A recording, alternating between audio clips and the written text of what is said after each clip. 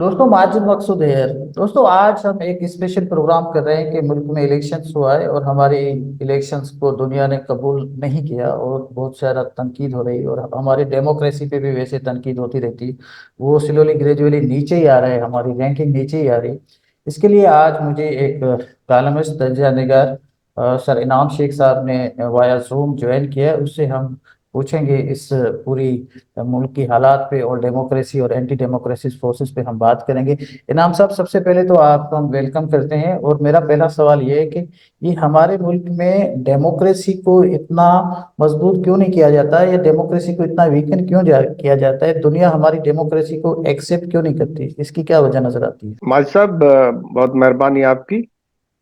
देखिए, ये जो जदीद रियासती निज़ाम है, ये चल रहा है मॉडर्न नेशन स्टेट सिस्टम के बुनियाद पर, जिसमें किसी भी मजहबी तफरीक के बगैर, किसी भी नस्ली तफरीक के बगैर पूरी दुनिया के ममालिक यूएनओ की छतरी के तले फंक्शन कर रहे हैं।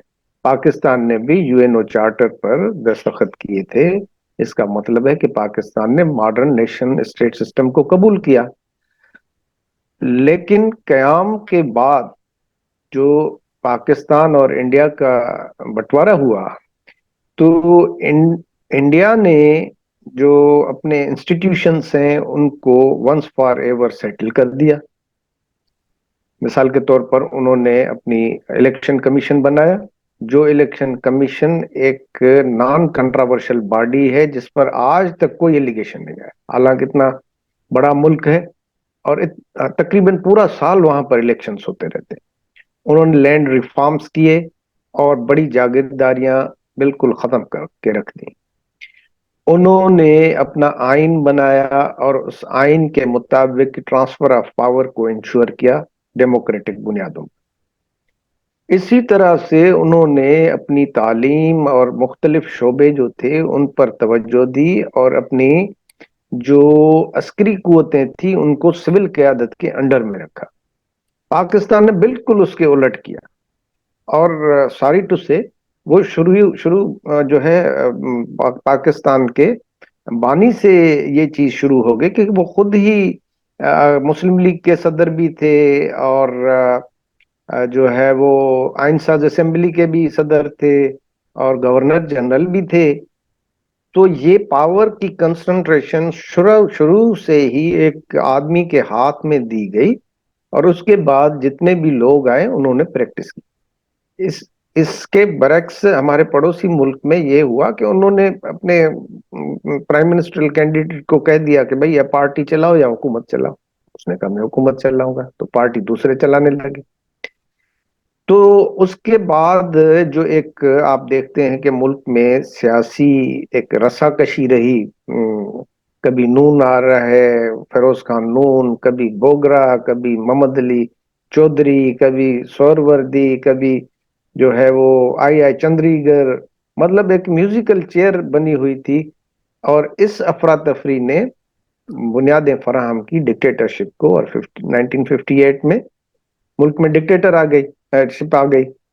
और वो 10-10 साल के वक्फे के बाद वो रिपीट होती रही। एक इंस्टीट्यूशंस नहीं बने, एक पॉलिटिकल सिस्टम जो है वो डिक्टेटोरियल रहा, और एक जो है सियासी जमातों में बाहमी रसाकशी की वजह से हालत ये हो गई कि आपके का जो भी फंक्शनिंग है, स्टेट की फंक्शनिंग है, आपके जो इदारों की फंक्शनिंग है, वो बिल्कुल एक कॉम्प्लिकेटेड बन गई। उस पर जो है वो सवालिया निशान खड़े हुए।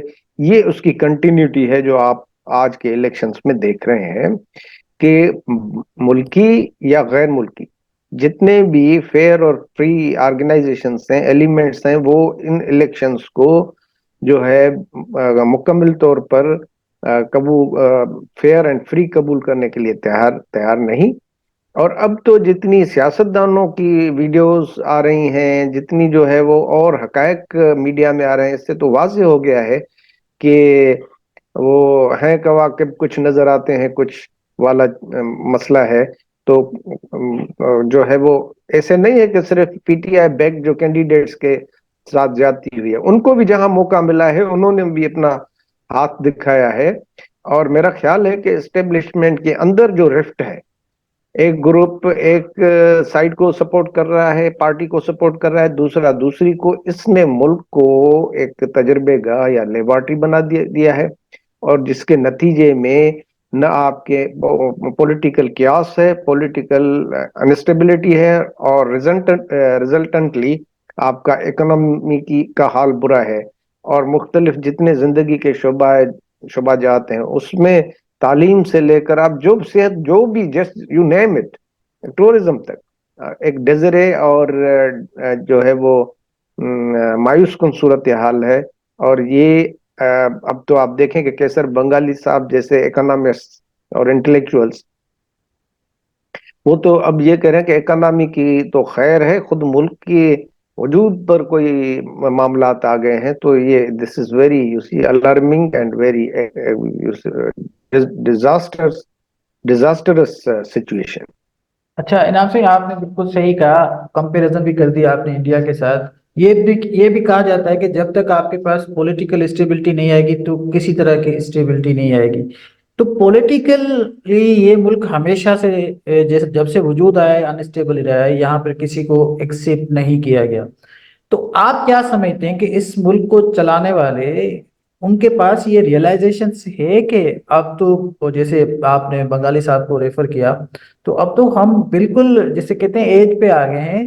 تو یہ ملک کے جو ابھی جو جو چلا رہے ہیں، جس کو آپ اسٹیبلشمنٹ کہتے ہیں، کیا آپ سمجھتے ہیں ان کے ذہنوں میں یہ بات ہے کہ اب ہم بہت ہی ایک ڈینجر ایریا میں آ گئے ہیں اور بہت ہی خطرناک صورتحال ہے؟ تو آپ کیا سمجھتے ہیں کہ ان کے ذہنوں میں ابھی کیا ہو؟ دیکھیں، انہوں نے جو سچویشن بنائی ہے تو اب وہ خود بھی بند گلی میں آ کر کھڑے ہو گئے ہیں. اور وہ فارسی کا ایک مقولہ ہے، نہ جائے رفتن نہ پائے ماندن، نہ کہیں جا سکتے ہیں نہ کہیں ٹھہر سکتے ہیں. تو اب یہ ہمارے ہاں جو ایک میس کریٹ ہو گیا ہے، اس میں سے اسٹیبلشمنٹ سمیت جتنے بھی اسٹیک ہولڈرز ہیں وہ پھنس گئے ہیں. ان کے پاس کوئی جو ہے ایک چارہ نہیں ہے، کوئی راستہ نہیں ہے. اور اوپر سے انٹرنیشنل فائنینشیل انسٹیٹیوشنز ان کو ڈکٹیٹ کرا رہے ہیں، اوپر سے جو ورلڈ پاورز ہیں وہ اپنے ٹرمز کنڈیشنز ڈکٹیٹ کرا رہے ہیں. اور حتیٰ کہ ہمارے پڑوسی افغانستان جیسا ملک بھی جو ہے وہ ہمیں اپنے ٹرمز ڈکٹیٹ کرا رہا ہے. تو یہ سارا کیا دھرا اسٹیبلشمنٹ کا ہی ہے. اور ان کی میں نہیں سمجھتا کہ till today they have learned lesson. They are still engaged in some sort of conspiracies. اور اس قسم کی صورتحال میں ہے، وہ جوڑ توڑ کے اس میں ہے سلسلے میں. تو that will ultimately create very, you see, complicated situation, and that we are suffering from already.